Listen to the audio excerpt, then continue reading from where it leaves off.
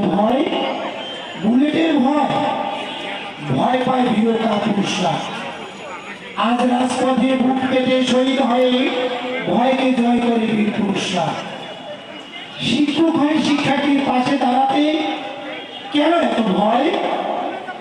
সাংবাদিক হয়ে সত্য প্রকাশে আজ কেন এত ভয়? আজ লেখক হয়ে সত্য কথা লিখতে কেন এত ভয় হয়?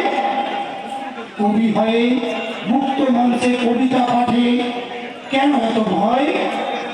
আজ কণ্ঠশিল্পী হয়ে গান গাইতে কেন আপনাদের এত ভয়? চিত্রশিল্পী রং তুলিতে ছবি আঁকতে আজ কেন এত ভয়? আজ কেন আপনার এত ভয়?